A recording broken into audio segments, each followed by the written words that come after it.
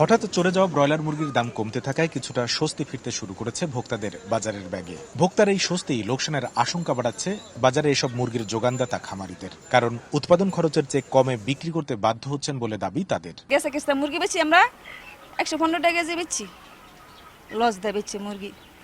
এরপরে এই যে বাচ্চা কেনা আছে 65 টাকা, এখন বলে বাচ্চা হচ্ছে 100 টাকা পিস, তাহলে কেমনে লাভবান হইবা? এই যে খাদ্যর দাম 3742 টাকা, সরকার যে বললো যে খাদ্য মুরগির বাজার কমানো, তাহলে মুরগির বাজার যদি কমানো হয় তাহলে খামারে অটোমেটিক এমনি বসে দেবে। ওষুধপাতি আছে, তো লেবার খরচ আছে, কারেন্ট বিল, বিদ্যুৎ বিল আছে, তো সবকিছু মিলে বাজারটা যদি হট করে বাইরে যায় বা বাজার কমে যায়, ওই ক্ষেত্রে লাভটা খুব কম হয়। খামারিদের একটি সংগঠনের আশঙ্কা, হঠাৎ কম দামে মুরগি বিক্রি করতে বাধ্য করায় মাসখানেকের মধ্যে বন্ধ হয়ে যাবে আরো প্রায় 20,000 খামার। দিন শেষে যার নেতিবাচক প্রভাব পড়বে ভোক্তার কাঁধেই। আমি কিছু টাকা পাঠিয়ে দিচ্ছি, সারটা কিনে নিস ভাই।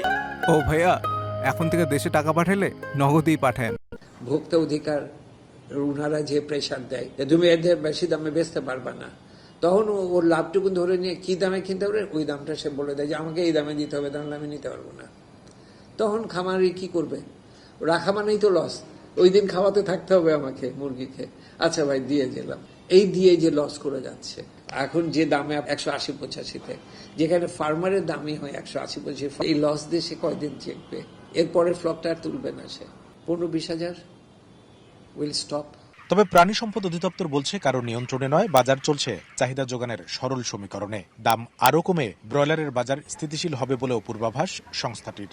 আমরা প্রান্তিক অবশ্যই তাদের জন্য আমার সাপোর্ট থাকবে, কিন্তু তার লাভ আমরা চাই, কিন্তু ভোক্তাকে ঠকায় না। ভোক্তাকে তার ক্রয় ক্ষমতার মধ্যে দ্রব্য দিয়ে এবং মানে এবং পরিমাণে দুই দিকেই আমরা চাই, সুতরাং আমরা সেদিকে আছি।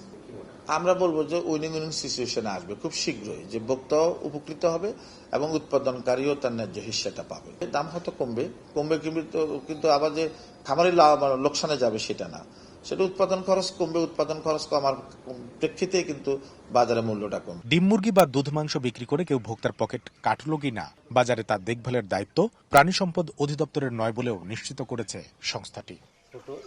কামরুল হাসান সবুজ, সময় সংবাদ, ঢাকা।